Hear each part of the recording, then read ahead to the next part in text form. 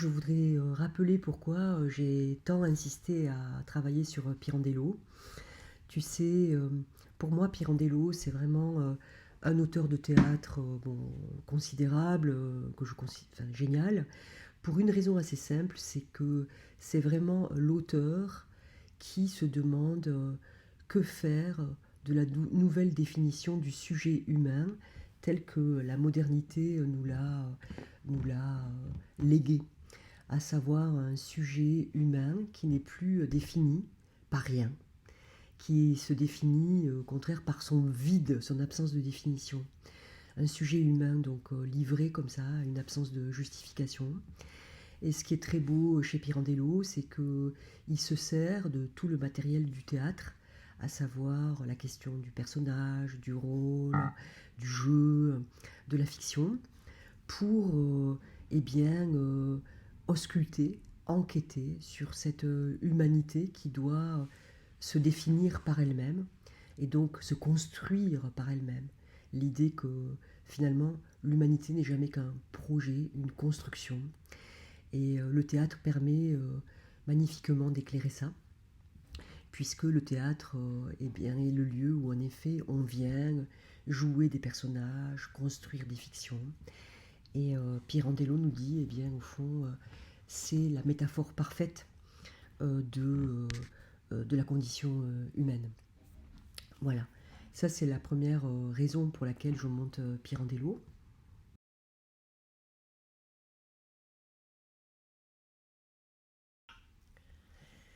Dans cette pièce, donc, on voit la confrontation entre une troupe de comédiens qui sont des comédiens fatigués, au bout du rouleau, la confrontation entre cette troupe de comédiens et une communauté étrange qui s'est réfugiée dans un sorte de bâtiment que la pièce appelle la villa et qui est une communauté de magiciens. Donc il va y avoir confrontation entre deux formes comment dire, d'acteurs sur le réel, les comédiens d'un côté, les magiciens de l'autre. La confrontation porte sur des points assez précis.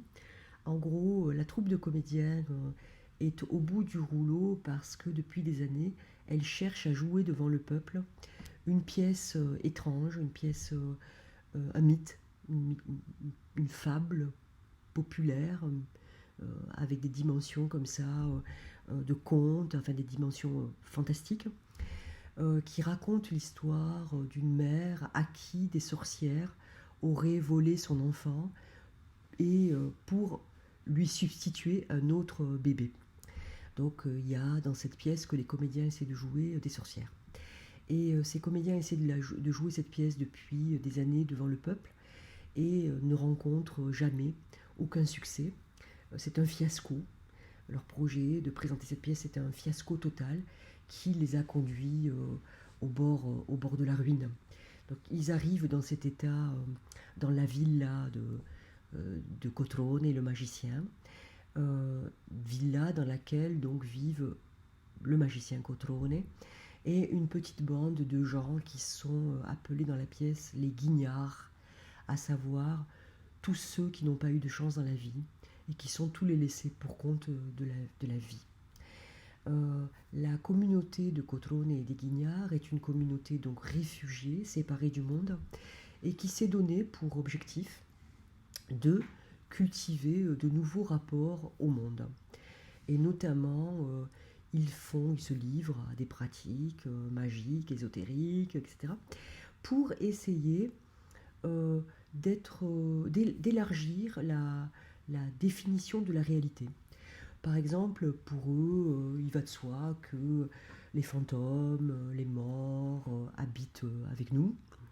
Il va de soi qu'il y a dans la nature des forces, des esprits de la nature. Voilà, ils sont comme ça dans un rapport totalement immanent à toutes les choses que la modernité industrielle a évacuées comme n'étant pas, ne faisant pas partie de la réalité instrumentalisable. Donc voilà, c'est notre monde à nous, hein, où on considère qu'en effet, bon, la nature est strictement un objet qu'on peut voilà, maîtriser, exploiter, que les dimensions irrationnelles ne sont pas importantes puisqu'on ne peut pas, à partir d'elles, calculer quoi que ce soit, bon, etc. Donc cette communauté, elle travaille comme ça à essayer d'élargir de nouveau la définition de la réalité et surtout à ouvrir les portes de l'hospitalité à tout ce qui a été rejeté dans le monde moderne du côté de le rebut ou l'inexistence, quoi. Et ce qui va se passer dans cette pièce, c'est que Cotrone va essayer, les Guignards vont essayer d'expliquer aux comédiens qu'en fait, s'ils n'arrivent pas à jouer la pièce, cette pièce qui parle de sorcières, etc., c'est parce que eux, les comédiens, ne croient pas à cette pièce. Enfin, ce sont des gens qui veulent présenter ça devant le peuple, une légende populaire où on parle d'une femme du peuple qui a vu des sorcières voler son enfant. Les comédiens veulent raconter ça au peuple, mais en fait, ils veulent le raconter alors qu'ils n'ont aucune espèce d'idée ni de croyance dans ce que la pièce raconte. Donc Cotrone dénonce comme ça une position en porte-à-faux, malhonnête intellectuellement, de la part des comédiens qui prétendent s'adresser au peuple avec des récits populaires, alors que eux, les comédiens, méprisent ces récits ou se considèrent comme au-dessus de ces récits. Et toute la pièce va être en fait une invitation pressante de Cotrone, le magicien et des Guignards, une invitation pressante lancée aux acteurs pour qu'ils restent dans la villa et qu'ils apprennent à croire à ce que la pièce raconte, quoi. Qu'ils se mettent à l'école de la villa et qu'eux aussi, finalement, finissent par cultiver une autre relation à la réalité, où les morts, les fantômes, les sorcières auront enfin un statut de pleine dignité. Et c'est à cette condition, dit Cotrone, que alors qu'ils seront capables de jouer la pièce comme elle demande de l'être, et qu'ils seront alors entendus par le peuple, parce que leur discours aura une force de vérité, de croyance, de conviction, que pour l'instant il n'a pas. Ça c'est la pièce. Alors tu comprends que au moment de quitter le théâtre, c'est une pièce qui est très importante pour moi parce qu'elle est comme une espèce de comment dire, d'envoi comme ça, elle me met devant une question pour nous tous, mais aussi pour mon propre avenir, à savoir, s'il est vrai que nous devons contribuer très urgemment à bâtir de nouveaux imaginaires qui répondent aux angoisses du peuple, est-ce que, en effet, nous ne sommes pas, comme les comédiens de la pièce de Pirandello, quand même très très éloignés, très loin du conte? Est-ce que nous ne sommes pas nous-mêmes des espèces d'éducateurs du peuple ou d'évangélisateurs, mais qui s'appuient finalement sur des choses auxquelles nous ne croyons pas, que nous ne sommes pas capables de comprendre avec notre cœur et avec notre intelligence? Est-ce que nous ne sommes pas comme des faux monnayeurs, en fait, en quelque sorte? Et la pièce dit que maintenant, il faut de nouveau ouvrir très sérieusement un laboratoire pour le théâtre qui nous permette de travailler de manière très très conséquente à bâtir ces nouveaux imaginaires et à construire une nouvelle subjectivité qui nous permette d'être à la hauteur de l'époque. Voilà. Donc évidemment, pour moi, c'est une pièce très importante qui dit que peut-être la mission que nous avons d'un théâtre populaire, nous ne sommes pas en mesure de la mener si nous ne pratiquons pas sur nous-mêmes, pour nous-mêmes, les artistes, une grande révision de notre position quant à ce qu'il y a à raconter, comment le raconter, euh, quant à la position même de surplomb que nous avons souvent vis-à-vis de la population, etc. Donc c'est une grande pièce de remise en question des moyens par lesquels les artistes essaient de faire le théâtre aujourd'hui, enfin je veux dire les moyens subjectifs en fait, par lesquels ils essaient de faire le théâtre aujourd'hui.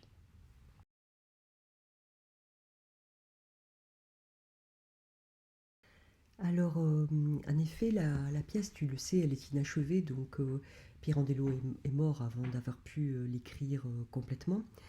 Et elle s'achève donc euh, à un moment où les comédiens refusent l'invitation de Cotrone à rester dans la villa et veulent, malgré tout, aller jouer la pièce devant les géants de la montagne qui sont en fait dans la pièce, on ne les voit pas, hein, mais dont on comprend, d'après l'explication, enfin, la description qu'en donnent les guignards, qui sont en fait cette humanité capitaliste, monstrueuse et prodigieuse, qui est capable de creuser des tunnels dans la montagne, de construire des barrages. Enfin, les géants de la montagne, c'est ça, c'est les grands capitalistes qui peuvent totalement transformer la réalité physique, la nature, etc. Et les comédiens demandent à pouvoir aller jouer devant ces géants. Et Cotrone, qui n'a pas réussi à convaincre les comédiens de rester dans la villa pour qu'ils cultivent un art plus sincère et euh, plus juste, enfin plus nécessaire, bon, accepte de les conduire devant les géants, tout en les prévenant que face aux géants, le pouvoir de sa magie ne pourra rien faire en fait, hein. Et la pièce écrite par Pirandello s'achève au moment où les comédiens s'apprêtent à aller au-devant des géants. Ensuite, il existe un récit du fils de Pirandello qui raconte que la veille de la mort de Pirandello, Pirandello, sur son lit de malade, lui avait raconté, à lui, son fils, donc, comment il envisageait la fin de la pièce. Alors ce récit est très célèbre et raconte qu'en fait, Pirandello aurait imaginé que les acteurs allaient jouer devant les géants, que les géants refusaient d'assister à la représentation parce qu'ils avaient trop à faire. Ils étaient trop occupés. Bon, voilà, c'est la grande bourgeoisie industrielle qui n'a aucune envie de passer du temps à regarder une pièce, qui plus est une pièce populaire, mais que les géants acceptaient de payer une représentation à leurs ouvriers réunis lors d'un banquet de mariage, parce que les familles des géants mariaient leurs enfants et avaient convié à ce mariage leurs ouvriers. Donc la pièce était censée raconter le moment où les acteurs allaient jouer devant les ouvriers réunis en banquet. Et évidemment, tout semblait annoncer la catastrophe, au sens où les ouvriers sont en train de faire la fête, ils mangent, ils boivent, et voilà que les comédiens prétendent leur jouer cette pièce symboliste, enfin, et la jouer comme ils la jouent, avec de la manière dont de la manière que Cotrone dénonce, enfin, avec une espèce comme ça euh, d'ésotérisme artistique un peu en surplomb. Et donc Pirandello semble avoir imaginé que bon voilà, la représentation commence devant un public qui n'est pas du tout préparé à recevoir une pièce pareille dans un contexte de fête, que ça démarre mal, que le peuple demande mais pourquoi ces acteurs parlent-ils comme ça, on comprend rien, qu'est-ce que c'est que ces attitudes, que les comédiens du coup pendant la représentation se mettent à insulter le public, et Pirandello semble avoir voulu terminer sa pièce par un truc terrible qui était finalement le massacre des comédiens par le peuple que les comédiens ont insulté et qui se retournent contre eux et qui finissent par tuer la comtesse, enfin, l'actrice principale, le personnage principal de la troupe et d'autres comédiens. Donc c'est une fin terrible, enfin catastrophique.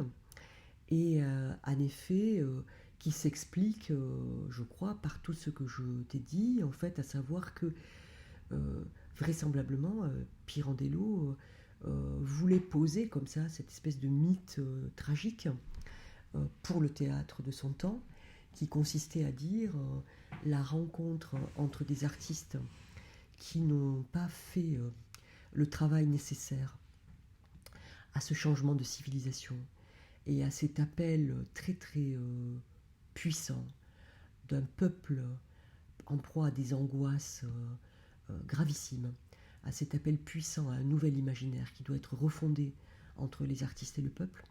La rencontre entre donc des artistes qui ne se sont pas du tout préparés à ça, qui semblent ne pas comprendre l'importance de ça.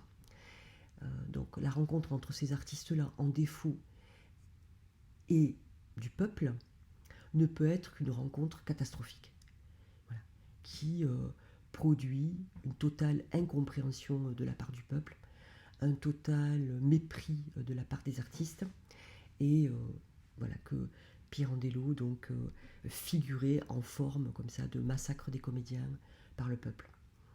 Euh, Évidemment, moi, c'est une fin qui me fascine. Enfin, comme je le dis dans la feuille de salle, d'autres que moi, hein, les plus prestigieux, ont été fascinés par ce motif. Hein. Je rappelais que Cantor avait quand même baptisé un de ses spectacles Qu'il crève les artistes. Et tu sais, c'est vraiment une des grandes questions qui court toujours en période de grande crise civilisationnelle. Par exemple, c'était le projet de Schiller hein, pour le romantisme allemand, qui disait si l'on veut qu'il y ait de nouveau une alliance révolutionnaire euh, au sens de reconstruction d'une civilisation, si on veut qu'il y ait une, une sorte d'alliance entre les artistes et le peuple, il faut que les artistes travaillent sérieusement à une refonte totale de leur pratique et une refonte totale de la sensibilité, quoi. Voilà, donc eh ben, je crois vraiment qu'on est à un moment aussi grave que ça. Euh, on voit bien que le fascisme n'est plus tout à fait une, une fiction hein, qui se rapproche en Europe comme partout ailleurs.